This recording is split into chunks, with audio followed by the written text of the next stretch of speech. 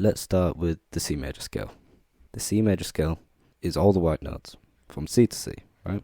How we get the C chord is we press together at the same time C, E, G.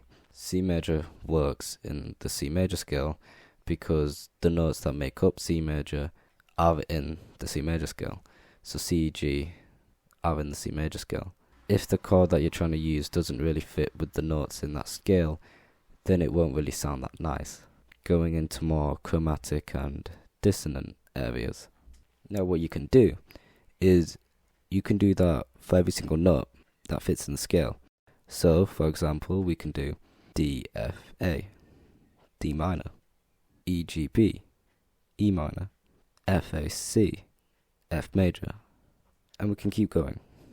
These will be your chords that will fit together in the scale. And we put these chords in Roman numerals. So, for 1, or you can call the tonic, it's a Roman numeral that's a capital 1.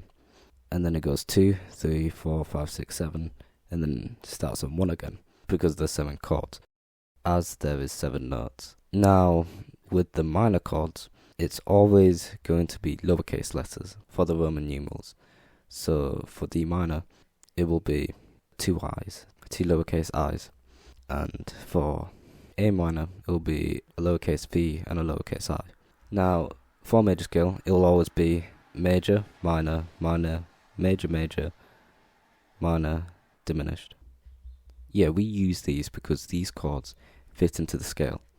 So for this major scale, this layout of chords going major, minor, minor, major, major, minor, diminished will be the same for D major or F major or A major.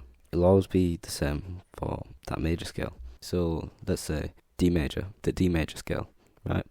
The chords that it will use for the notes that it has will be D major, E minor, F sharp minor, G major, A major, B minor, and C sharp diminished. Different types of scales, like the natural minor scale, will have different arrangements in whether if it's minor, diminished, etc. Like in the C natural minor scale, the second chord is actually a D diminished instead of a D minor in the C major scale. It also depends on how many notes they have. So it could be a pentatonic 5-note scale, so you may need to use notes outside the scale. So the purpose of this is you're able to use these chords and it will sound like it will fit together, making it sound nice and perfect. So if you made a melody in that key, but you don't know what chords to use, start off with what chords are able to fit into that scale.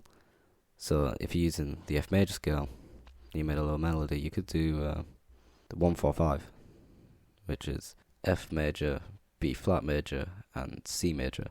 Chord progressions, it's just the term where chords are played after one another and then most likely repeated in the song. So let me make up a random chord progression, 2, 6, 5, 1. So maybe for every bar, your chord will change to the next chord. So 2 to 6, and then 5, then 1. Then most likely repeated. So you can find different chord progressions online which fit your scale, which will hopefully fit your melody.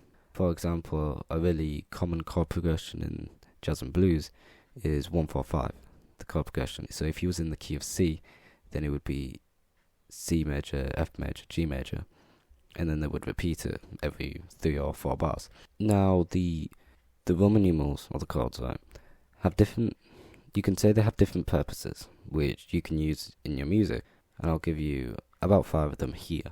The first chord, or the tonic chord, so if you was in, we'll use the key of C for example, C major. When you land on that chord, it sounds finished, fully resolved.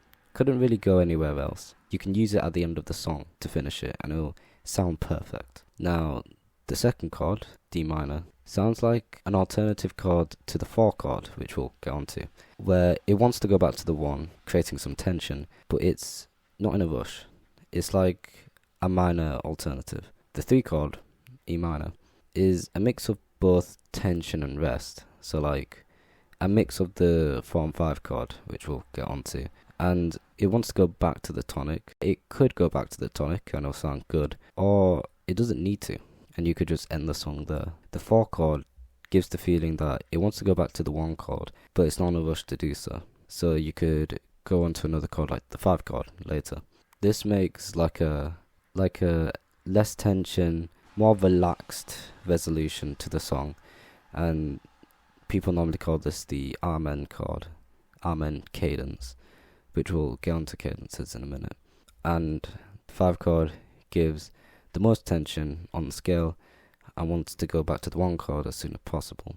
There are a lot of chords to go through different scales, because in different scales they have different purposes. So we're going to miss out all of them because it's too much for this video. Cadences are the chords which end the song. I'll give you 3 common examples because there's a lot of cadences. The perfect cadence goes from the 5 chord to the 1 chord to end the song, making it fully finished, fully resolved. Sounds perfect. It couldn't really go anywhere else, like I said. The Plago cadence, or the Amen cadence, uses the 4 to 1 chord, and it makes the song fully resolved again, but it's with less tension. Like I said, more relaxed, like in a church, like Amen, yeah. The interrupted cadence is 5 to 6. So, like I said, with the 5 chord, it gives the most tension on the scale.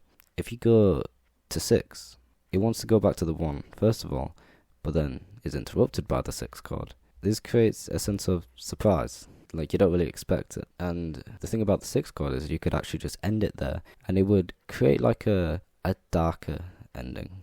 And the last piece for this video, for chords, so you can spice up your chords using different types of chords, like sevenths or sus4, sus2, augmented, diminished. But of course, have an experiment to which fits best to your music. And it may have different purposes or feelings to your music which you may not want. I'll give you an example where a genre uses different types of chords to create its music. In the blues and jazz genre, a lot of 7th chords are used, like C7, to give that cool and bluesy feeling. And that's it. Hope you have a nice day today. It's April Fool's when I'm recording this video, so happy April Fools. If you have anything in the comments, leave them below. I'll answer them for now. Like, subscribe, comment. Yeah, bye.